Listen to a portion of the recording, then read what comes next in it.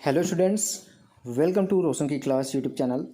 Students, आप सभी का आज की स्वच्छ पाठ्य योजना की वीडियो में एक बार फिर से बहुत बहुत स्वागत है। आज की इस वीडियो में मैं आप लोगों के लिए लेके आया हूँ यहाँ पे प्रस्तावना कौशल। स्वच्छ पाठ्य योजना का एक कौशल होता है प्रस्तावना कौशल। अगर आप लोगों को नहीं पता है तो मैं यहाँ पे सारी चीज़ें आप लोगों को एक एक पॉइंट बताता चलता हूँ, जिससे आप लोग अगर वीडियोज़ देखते हैं रोशन की क्लास यूट्यूब चैनल के माध्यम से तो आपको कोई भी प्रॉब्लम पाठ्य योजना बनाने में, स्वच्छ पाठ्य योजना बनाने में कोई भी दिक्कत ना आए। तो आज की इस वीडियो में हम देखेंगे यहाँ पे स्वच्छ पाठ्य योजना का प्रस्तावना कौशल। इसमें किन किन चीज़ों का ध्यान रखना होता है, किन किन चीज़ों के बारे में आपको समझना होता है, वो सारी पॉइंट यहाँ पे मैं डिस्कस करूँगा। अगर आप लोगों को इसी प्रकार के वीडियोस की ज़रूरत है, डेली बेसिस पे आप देखना चाहते हैं पाठ्य योजना की वीडियोस, अलग अलग विषयों की स्वच्छ पाठ्य योजना की वीडियो सभी विषयों की यहाँ पे प्रोवाइड की जाती है। सभी कौशल की वीडियोस प्रोवाइड की जा चुकी हैं और की जाती हैं डेली बेसिस पे।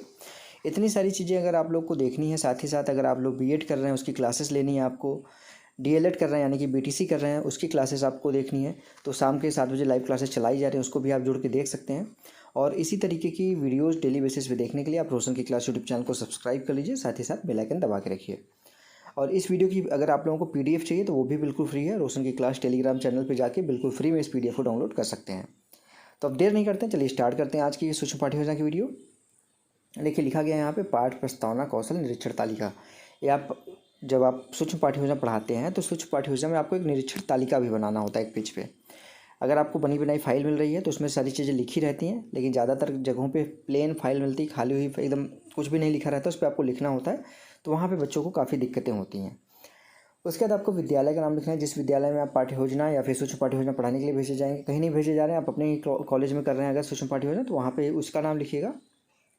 ज़्यादातर जगहों पे भेजे जाते हैं बाहर आप टीचिंग के लिए, तो उसका नाम लिख लीजिएगा जिस कॉलेज में आप भेजे जाएंगे, जिस स्कूल में आप भेजे जाएंगे।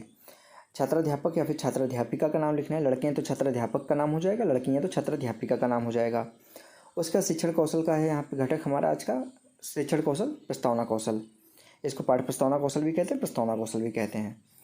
नेक्स्ट आप यहाँ पे फिर इस तरीके से बॉक्स बनाएंगे। बॉक्स में आपको डेट लिखना है जिस डेट में आपने वो सूक्ष्म पाठ्य योजना पढ़ाई होगी। कक्षा 8वीं है, वर्ग अ है, विषय है गृह विज्ञान का, कालांश दूसरा है, यानी कि जिस पीरियड में आप जाएंगे, जैसे दूसरे पीरियड में ये बच्चा गया है तो दूसरा लिखा है, तीसरे पीरियड में जाएंगे तो 3 लिखेंगे, चौथे पीरियड में जाएंगे 4 लिखेंगे, पहले पीरियड में जाएंगे तो 1 लिखेंगे। समयावधि यहाँ पे देखिए लिखा गया 6 मिनट का। अब यहाँ पे आपका जो प्रकरण है वो यहाँ पे नहीं लिखना होता, स्टार्टिंग में आपको प्रकरण नहीं लिखना होता, क्योंकि प्रस्तावना कौशल है ना। तो प्रस्तावना कौशल पढ़ाते समय आप बच्चों से प्रकरण निकलवाते हैं। जब बच्चे उस प्रकरण को निकाल देते हैं, जब आप बच्चों से प्रश्न पूछेंगे, प्रश्न का आंसर देंगे बच्चे, उस तरीके से आप प्रकरण निकलवा लेंगे, तब आप श्यामपट्ट पे उस प्रकरण को लिख देंगे। स्टार्टिंग में ही अगर आप लिख देंगे प्रकरण तो बच्चों को क्या प्रश्न पूछेंगे पहले से पता चल जाएगा कि उनको कौन सा चैप्टर पढ़ा रहे हैं आप। अब आपका यहाँ पे आता है पाठ प्रस्तावना कौशल के घटक। कोई भी यहाँ पे सूक्ष्म पाठ्य योजना आप पढ़ाते हैं, कोई भी सूक्ष्म पाठ्य योजना आप करते हैं तो उसको आपको कुछ ना कुछ टीचिंग स्किल सिखाने के लिए वो कराया जाता है। जैसे उद्देश्य लेखन कौशल है तो उसमें आपको श्यामपट्ट पे कैसे लिखना है उसके बारे में सिखाया जाता है। व्याख्यान कौशल है, उसमें आपको पढ़ाना कैसे, उस चैप्टर को व्याख्या कैसे देनी है उसके बारे में सिखाया जाता है। प्रश्नीकरण कौशल है, उसमें आप बच्चों से पढ़ाने के बाद प्रश्न कैसे पूछेंगे उसके बारे में सिखाया जाता है। उसी तरीके से प्रस्तावना कौशल में आप बच्चों से प्रकरण कैसे निकलवाएंगे, क्योंकि चैप्टर का नाम बच्चों को बताना नहीं होता, बच्चों से ही प्रश्न पूछ के उन्हीं के द्वारा अपना प्रकरण निकलवाते हैं, अपना टॉपिक निकलवाते हैं। तो इस चीज़ का ध्यान रखना होता है। तो इसमें आपको क्या क्या चीज़ें ध्यान रखनी होती हैं वही होता है कौशल का घटक। तो यहाँ पे देखिए एक तरफ लिखिए क्रमांक, दूसरी तरफ लिखिए घटक और तीसरी तरफ लिखिए मूल्यांकन किया है वो कि नहीं किया है। पहला पॉइंट है कथनों एवं प्रश्नों का छात्रों के पूर्व ज्ञान से संबंध। अब यहाँ पे जो आप प्रस्तावना प्रश्न पूछते हैं ना वो बच्चों के पूर्व ज्ञान पर आधारित होने चाहिए, यानी कि बच्चों के लेवल का प्रश्न होना चाहिए। ऐसा नहीं कि कक्षा 6 का बच्चा है तो कक्षा 10 का क्वेश्चन पूछ लीजिए, कक्षा 7 का बच्चा है तो कक्षा 6-7 लेवल का पूछिए, ठीक है। ये चीज़ ध्यान रखनी होती है। दूसरा पॉइंट ये ध्यान रखना होता है कि कथनों एवं प्रश्नों का मूल पाठ तथा उसके उद्देश्यों से संबंध। अब जैसे आप पढ़ा रहे हैं बच्चों को यहाँ पे झांसी की रानी के बारे में, मान लीजिए झांसी की रानी के बारे में पढ़ा रहे हैं तो उसी से रिलेटेड प्रश्न पूछेंगे, आज़ादी से की लड़ाई से रिलेटेड प्रश्न पूछेंगे, उसके उद्देश्य से रिलेटेड प्रश्न पूछेंगे। ऐसा नहीं कि आप पढ़ा रहे हैं झांसी की रानी के बारे में और प्रश्न पूछ रहे हैं गणित का। तो उद्देश्यों और मूल पाठ से संबंध होना चाहिए जो प्रश्न पूछ रहे हैं। तीसरा पॉइंट है विचारों, कथनों एवं प्रश्नों में श्रृंखलाबद्धता। वही मैंने अभी आपको बताया, जैसे प्रश्न पूछेंगे, कोई प्रश्न पूछा उसका आंसर मिला तो उससे दूसरा प्रश्न बनेगा, इसका आंसर मिला उससे तीसरा प्रश्न बनेगा, इस तरीके से क्रमबद्धता होनी चाहिए। चौथा पॉइंट है पाठ उद्देश्यों एवं छात्र स्तर की उपयुक्तता, उपकरणों एवं साधनों का प्रयोग।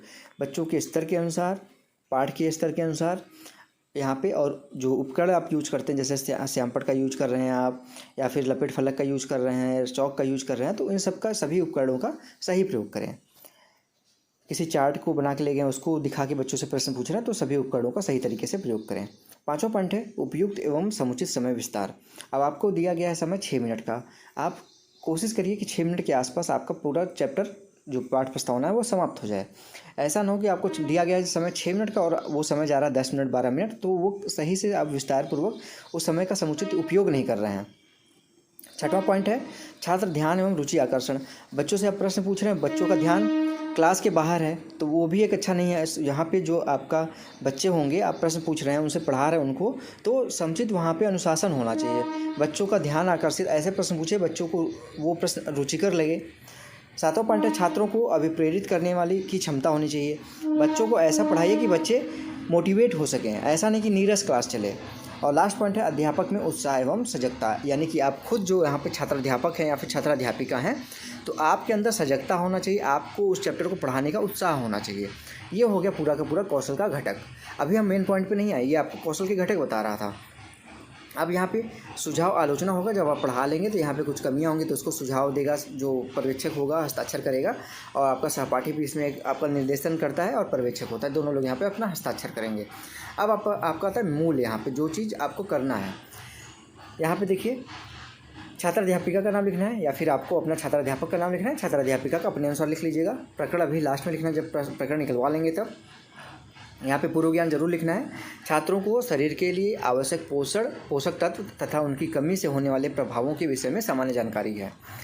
अभी तक आपको भी नहीं पता है कि ये किस टॉपिक पे है, वो थंबनेल देख के आप समझ गए होंगे, लेकिन टॉपिक नहीं पता होगा अभी अगर थंबनेल नहीं लिखते तो। अब इसके बाद आपका प्रश्न आता है, मेन चीज़ ये है आपका, इसको 3 कॉलम में डिवाइड कीजिए, क्रमांक या फिर क्रम संख्या, छात्राध्यापक या फिर छात्राध्यापिका क्रिया, छात्र कथन। यहाँ पे जैसे बच्चों से प्रश्न पूछे, इसका आंसर है संतुलित आहार, तो दूसरा प्रश्न संतुलित आहार से बनेगा। इसका यहाँ पे आंसर है उसे पोषक तत्व से बना। इस तरीके से क्रमबद्धता होनी चाहिए, बच्चों के पूर्व ज्ञान पे आधारित है प्रश्न, ठीक है। तो यहाँ पे देखिए बच्चों से प्रश्न पूछ रहे हैं, पहला, स्वस्थ रहने के लिए क्या आवश्यक है? बच्चे बोलेंगे स्वस्थ रहने के लिए संतुलित आहार आवश्यक है। दूसरा प्रश्न, संतुलित आहार क्या है? बच्चे बोलेंगे ऐसा आहार जिसमें पोषक तत्व भरपूर मात्रा में हो। फिर तीसरा प्रश्न है, पोषक तत्व कौन कौन है? बच्चे बोलेंगे प्रोटीन, विटामिन, वसा, कार्बोहाइड्रेट, खनिज लवण तथा जल। फिर चौथा प्रश्न आएगा, इन पोषक तत्वों की कमी से क्या होता है? बच्चे बोलेंगे कुपोषण रोग होता है। अब आपका यहाँ पे आपको टॉपिक पता चल गया, कुपोषण रोग। फिर पांचवा प्रश्न पूछ लीजिए, समस्यात्मक बनाने के लिए कुपोषण क्या है? विस्तारपूर्वक बताइए। बच्चे नहीं बता पाएंगे, समस्यात्मक प्रश्न हो जाएगा। जैसे ही समस्यात्मक प्रश्न होता है, आप सभी को पता है कि प्रस्तावना कौशल में उद्देश्य कथन तुरंत बोलना होता है आपको क्लास में, और अपने फाइल में इस तरीके से लिखना होता है। इसमें आप बच्चों को बताएंगे, अब डायरेक्ट आपने उससे निकलवा दिया कुपोषण रोग, लेकिन अब बच्चों को बताएंगे कि बच्चों आज हम कुपोषण के बारे में विस्तारपूर्वक अध्ययन करेंगे। अब बच्चों को आपने बता भी दिया, बच्चों से निकलवा भी लिया, तो ये हो गया पूरा का पूरा प्रस्तावना कौशल कंप्लीट। अगर आप लोगों को आज की वीडियो अच्छी लगी हो तो प्लीज़ वीडियो को लाइक करके कमेंट बॉक्स में बताइएगा कि आप लोगों को वीडियो कैसी लगी। और अगर ऐसी वीडियो कोई भी आपको वीडियो बनवानी है किसी भी टॉपिक पे, तो आप नीचे कमेंट बॉक्स उसमें कमेंट करिएगा। मैं 1 से 2 दिन के अंदर वो टॉपिक, उस टॉपिक पे वीडियो आपको बना के पहुँचा दूँगा। ठीक है दोस्तों, तो मिलते हैं नेक्स्ट वीडियो में। तब तक के लिए आप सभी का बहुत बहुत धन्यवाद। जय हिंद, वंदे मातरम।